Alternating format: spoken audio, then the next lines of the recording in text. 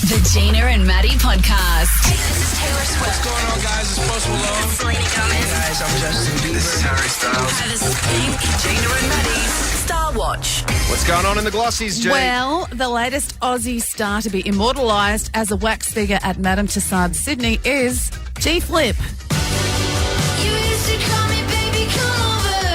Really? Yeah, I'm surprised. The Aussie singer-songwriter's figure will be unveiled at an exclusive ceremony next year, becoming the first non-binary wax figure ever, standing alongside Aussie music legends like Jimmy Barnes, Kylie Minogue and Troye Sivan. That's such an honour, isn't it? If they get it right. 'Cause And this is the thing. I remember when they did one for Warnie, and it was like, ooh, I don't reckon that looks much like Warnie, to be totally honest. It's either a real compliment or it works the other way. But I don't know. G-Flip, they're great, but I wouldn't expect them to be getting a wax figure before other people. But I just looked on the website as well, and Robert Irwin is getting one as well. So I don't know if it's a Twisties deal. They're in some sort of chicken and cheese Twisties deal, but they're both getting a wax figure. I think the importance of this one is, and they was said, representation has never been more important, and it's a true honour to be the first non-binary celebrity to have their own wax figure at Madame Tussauds Sydney. I think that, it's a bit of that as well. Very talented. Are you saying it's a diversity wax figure? Yeah, I would think so. I would think so. Super talented human. And what I love is it's actually going to be, if you've ever seen the cover of 2023 Drummer album, where they are... on my wall. Well, G-Flip is crammed into a Yamaha bass drum. I'm so sorry I said she. They must be tiny because it's a cool cover. I just looked it up. It's a really cool album cover. But they'll be kind of squished into and just looking like that album cover in wax. Pretty cool thing to happen. If I was the Young Divas, I'd be on the phone straight away going, where are our wax figures? Moving right along, Tom Holland and Zendaya have read a draft script for Spider-Man 4. Apparently, quite enthusiastic about it. But Holland has said the script needs some work. Is that his job to say that? Well, if you're going to put your name in it and be Spider-Man, because historically, I think it was Spider-Man 3 that ruined Tobey Maguire's acting career because it was that bad. Yeah, fair enough. If you're going to do sequels and get up to number 4, what is it, Spider-Man 4, The Cash Grab, you'd want to make it good. My favourite thing about this story is how producer CJ wrote it. She goes... She wrote this little bit. In a recent interview, Tom Hardy was asked about the possibility of his character, Eddie Brock, in brackets, Veeman. And I've gone, Veeman. And I've gone, Veeman? Like, rhymes with, I'm trying to figure out what that rhymes with so I can remember to say it live on the radio. And she goes, yeah, Venom. She spelled V-E-M. Yeah, it's around the wrong way. But that's what I love about that story, that we got that name wrong. I don't... And we were trying to also work out the Spider-Man music. Spider-Man does whatever a spider can. What's next? 2 after 7. Seamless. Are you doing any more? One more. Okay. I love this one. Taylor Swift and Travis Kelce inspired a Lifetime holiday movie, a Christmas movie. Now, it's inspired by... No one's brave enough to say it's a true story, so it's inspired by them. And it's Jessica Lord plays a pop star named Bowen who falls for a professional football player, Drew. This reeks of a Hallmark movie. Yes, I love it. I will, for one, be watching this when I put my Christmas tree up on December the 1st. There's no doubt. I love holiday movies. I don't care how bad they are. I will watch it. It's going to be terrible. Oh, it's going to be great. It's going to put us in the spirit of love and Christmas. Gina and Matty. Did you have a school muck-up day? Maybe it was the years above you. Have you got a muck-up day story? Maybe it was your brothers or sisters. We'd love to hear some great school muck-up day stories. This has happened in Melbourne in the last 24 hours, G, and in proof there is truly no force of nature more powerful than Australian Year 12 students planning for a muck-up day. A group of about 100-ish girls from a Melbourne Catholic school have dressed head to toe in yellow jumpsuits, red afro wigs, clown makeup and striped socks and made their way to a local Macca's as part of an elaborate muck-up day prank. They're all dressed as Ronald McDonald, and the video is doing the rounds on TikTok and on the socials at the moment. It looks incredible. It looks amazing. It's pretty harmless, though, compared to some of the ones I've seen. Amanda's on the line. Good morning, Amanda. Morning, how are we? Oh, good. Amanda. Now, muck-up days. Discuss.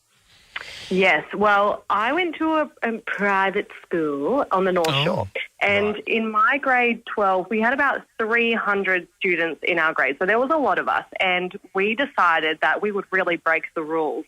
And then we scooted all the way to school on the Pacific Highway, shutting off the traffic. We basically felt like we couldn't be stopped, and we just thought we were amazing. Now I look back at it and just think, what were you doing? Oh, wow. And were there any consequences at your school? Were you not allowed to, have a ski trip to Aspen the following year or anything like that? Oh, well, yes. Our parents may have been notified, and the rest of the week was definitely low-key. Oh. I love that, Amanda. Thanks for your call. Marie's on the line. Morning, Marie. Good morning. Good morning, Marie. What happened? What did you do for muck-up day?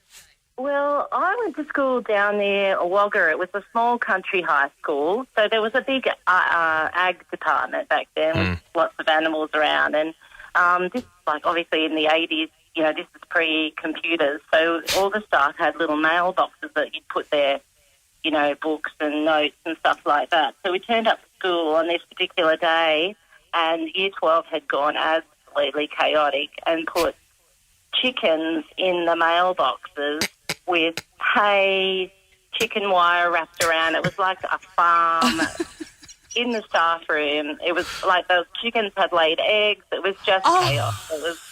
It was so funny. It was just, it was fun back then. You couldn't get away with it now. No, absolutely not. I love that, Marie. Chickens in the pigeonholes. And all kinds of things chickens do. We got a bunch of comments on our socials as well, Jane. We did. Robert wrote in. He said they did fish oil and Vaseline on the handrails, and the hands smelled wonderful for weeks. Not, he said. Who thinks of that? Robert. And Dallas said they carried a teacher's little car onto a hill where the car sat flat on top of the hill. There's a whole bunch of them. Teacher comes out ready to drive home. I'm sure I parked there. Where is it? Oh, it's up there. On the line is Maddie. Morning, Maddie. Morning. Good morning, Maddie. Tell us, what did you do for muck-up day? It wasn't mine. I was in year 8, but it was the one that got it banned for life. Oh, this is going to be good. Yeah, Strap yourselves in, coasties. Here we go. Basically, it was South Grafton, so country. They walked 3 cows upstairs. Cows can't walk down. Yeah. So they had to be airlifted out. There was a lot of other things that day, but that was the nail in the coffin.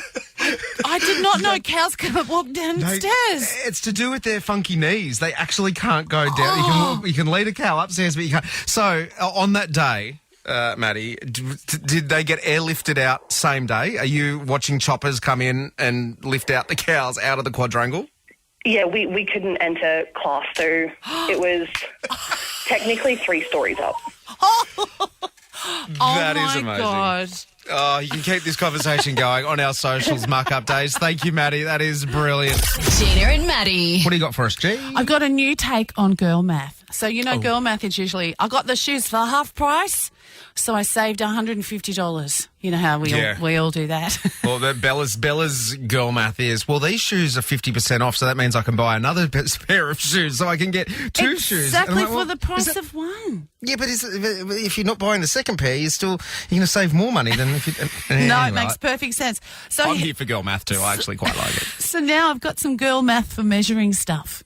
It's a new part of girl math. It's inspired by some men math for measuring stuff. I know where you're going to go internally, Matty, but you always had 2 inches, don't you? Is that what you mean? Yeah. Yeah. I found a photo of a rug for sale in America with a photo to show you how big it is. So it says on it, it's like a Facebook marketplace ad. It says, the man in the picture is 6'8" for a size reference. I don't have exact measurements. $20 for the rug. So there's a photo of the rug and then there's the man lying next to the rug on his stomach. Because they usually use things like a banana for scale, but they're using a 6'8" man for scale. I love that. Then then this is only just up on the New South Wales Northern Rivers. A guy caught a fish. And his name's Ben. He secured a 35-kilogram mulloway along New South Wales Northern Rivers, and the fish appears almost as tall as him. So he did the same. He laid the fish on a rock, and then he laid beside the rock so you can see how big the fish is. So that's men math for measuring stuff. So here's some... Yeah. Oh, you know what Bella does for girl math because we're looking at getting a side table, right, Yeah. in the living room, and there's a bit of a gap between where the chairs are. So she walks over with two fingers, Yes. to one side of the gap, to the other Yes. side of the gap, and then comes over Hold and then it. moves over to the where the and Yes. no, that's not going to work. She's like, that's exactly what I said. Exactly. There is no way that is the same measurement that when you started to where you got to. Totally No is. way. Totally is. The other day I went to a restaurant and I really liked the height of the bar. Like you sat around in bar stools at a dining table, but it was a bar. It was a perfect height. So I stood right next to it and measured. It came up to like the top of my jeans. And then I got home, but I had high heels on. Took the heels off. No. Didn't have the jeans on anymore. But that's...